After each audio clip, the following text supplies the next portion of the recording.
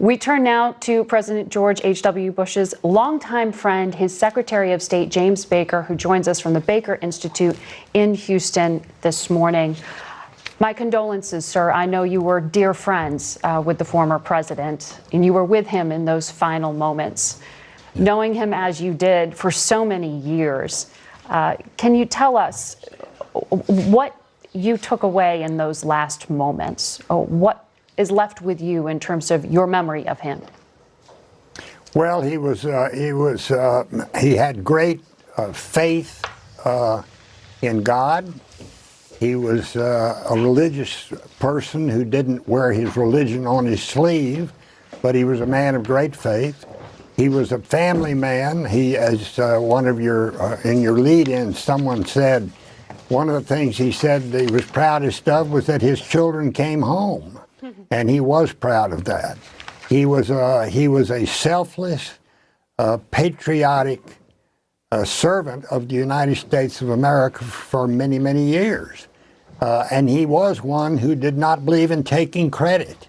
He was one who believed in letting other people get the credit. He was courageous enough to run for president when nobody knew who he was. He was an asterisk in the polls. He jumped into that race in 1980. He ended up beating such more popular political figures as John Connally and Howard Baker and Bob Dole and others, and to become the last man standing with Ronald Reagan, and therefore ended up being his vice president. So he was a man of great capacity. He was a man of great tenderness and sensitivity. He was, as someone said, the last gentleman that we've had as president. Why was it so important to you to be by his side in those last moments? Well, it was important to me to be by his side because we've been friends for 60 years. That's a fairly long period of time. We were doubles partners together here in Houston. We won tennis championships. I knew him well before he ever even got into politics when he was a businessman. He was my daughter's godfather. I ran every one of his campaigns for president. We were very, very close. He referred to me oftentimes as his best friend. He said our relationship was one of big brother, little brother, which was a great honor as far as I was concerned. Which one were you? I was the little brother, and I was very, very happy for George H.W. Bush to refer to me as his little brother. And we were extremely close, Margaret, and almost from the very time we met back in 1958, for almost 60 years. I was there when he passed. His passing was very, very peaceful, gentle, if you will.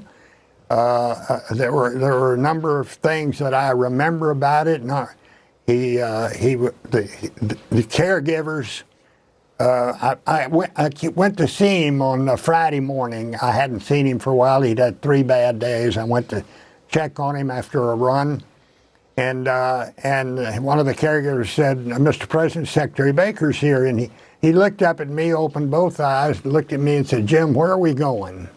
And I said, "Well, Jefe," because that's what I called him, Jefe, which is Spanish for chief. I said, "Well, Jefe, we're going to heaven." He said, "That's where I want to go." And then as he began to go downhill, they got all of his children on the telephone. Only one of them was able to be with him at the time, his son Neil. They got the others on the telephone, and they were all able to tell their father how much they loved him and to say goodbye. And his very last words, the very last words he spoke, were spoken to George W. Bush, President Bush 43, who had told him how much he loved him and that he would see him on the other side. And 41 said, "I love you too." And that was about 40 minutes before he passed away. He kept his sense of humor, Margaret, right up until the very end. My wife Susan was there with me, and at one point she went over and put her hand on his forehead and she said, "We love you very much, Jefe, And he cocked one eye open and he said, "Well, you better hurry." so his sense of humor was intact right up till the very end. His passing was really very peaceful, no struggling, no pain at all. Well, Secretary Baker, thank you very much for sharing so much of the personal side. I know you were a key part of helping to shape his foreign policy legacy and so much of his time in office. Thank you for sharing all those intimate details. Thank you, Margaret.